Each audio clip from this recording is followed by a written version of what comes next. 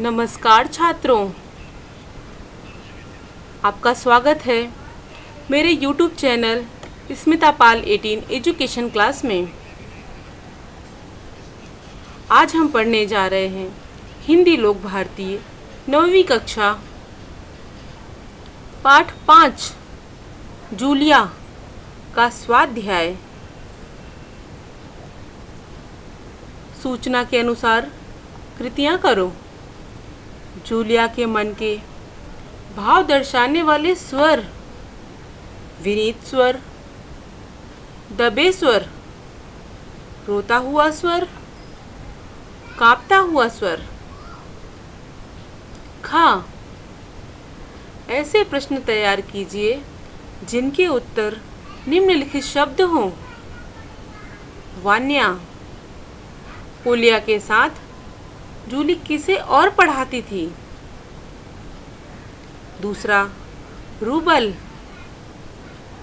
रूसी मुद्रा का क्या नाम है? पाठ में प्रयुक्त अंकों का उपयोग करके मुहावरे लिखिए। पहला, 19-20 का अंतर होना, अर्थ है बहुत थोड़ा अंतर होना।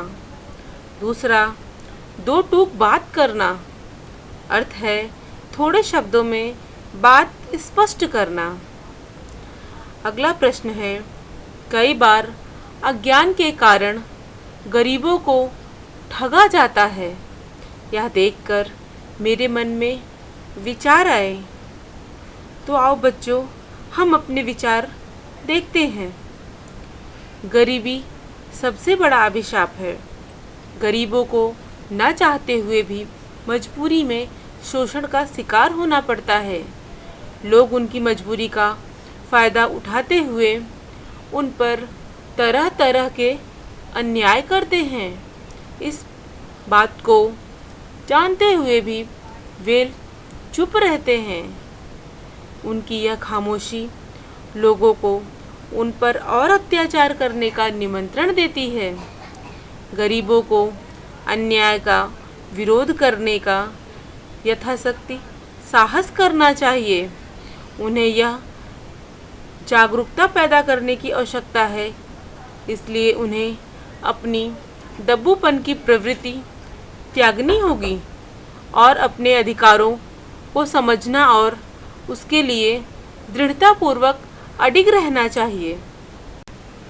भाषा बिंदु: नीचे दिए गए चिन्हों के सामने उनके नाम लिखिए और वाक्यों में उचित विराम चिन्ह लगाइए। योजक चिन्ह: स्त्री शिक्षा को लेखक के क्या विचार थे?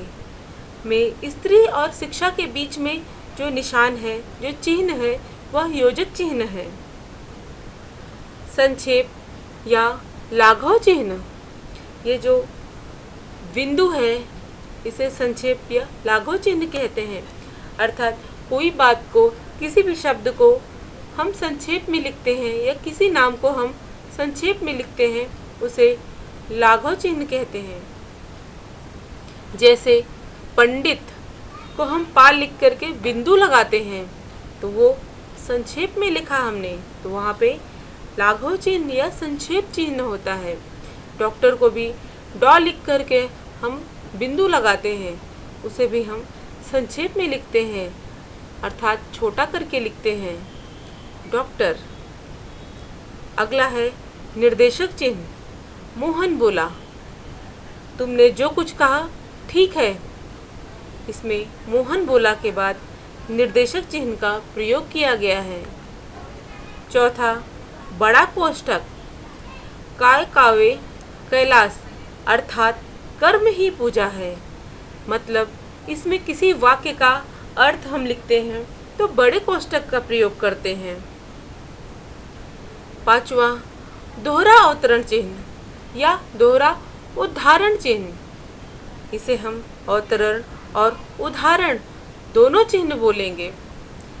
जीवन संग्राम में सब लड़ रहे हैं, कुछ जीतेंगे कुछ हारेंगे।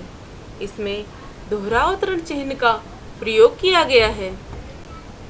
छठवां, लोप चिन्ह। यहाँ पे जब हम किसी वाक्य को बोलते समय थोड़ी देर चुप हो जाते हैं, वहाँ पे लोप चिन्ह का प्रयोग होता है।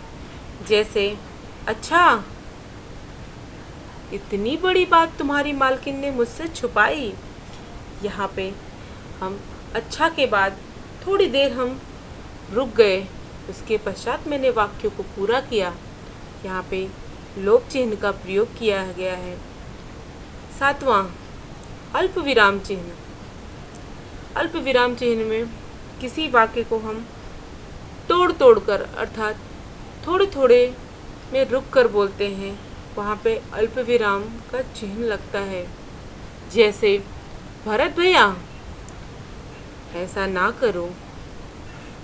यहाँ पे अल्प विराम चिन्ह का प्रयोग किया गया है। 8वां, विस्मयादि बोधक। विस्मयादि का मतलब होता है खो जाना, विस्मय में होना, चौंक जाना, डर जाना। जहाँ पे ये सारी चीज़ें भावनात्मक रूप से प्रकट होती हैं या बहुत खुश हो जाना, वहाँ पे विस्मयादि बोधक चिन्ह का प्रयोग होता है। जैसे, धन्यवाद जी, अरे मैं क्या झूठ बोल रहा हूँ। तो अरे इन्होंने कह करके विस्मय का संबोधन किया है। विस्मय मतलब चौंक गए हैं यहाँ पे, तो यहाँ पे विस्मयादि बोधक चिन्ह का प्रयोग किया गया है। अगला है अर्धविराम चिन्ह। अर्धविराम चिन्ह, इसके अलावा तुमने 3 छुट्टियाँ और ली हैं, ठीक है ना। यहाँ पे अर्धविराम चिन्ह का प्रयोग किया गया है। छोटा कोष्टक, जब हम किसी शब्दों का लोप कर देते हैं या उन शब्दों को हम नहीं कहना चाहते हैं, सिर्फ हम उन शब्दों को दर्शाना चाहते हैं, वहाँ पे छोटा कोष्टक का प्रयोग किया जाता है। जैसे कि आंसू पोंछती हुई आप कह रहे हैं, तो ठीक ही होंगे। यहाँ पे आंसू पोंछती हुई शब्द को हमने छोटे कोष्टक में लिखा है। 11वां है पूर्ण विराम चिन्ह। श्याम तुम गए, पूर्ण विराम। जहाँ पे हम साधारण वाक्य लिखते हैं, वहाँ पे पूर्ण विराम का प्रयोग करते हैं। बच्चों, अगर मेरा यह वीडियो आपको पसंद आया हो तो इसे लाइक, शेयर और सब्सक्राइब कीजिए। धन्यवाद।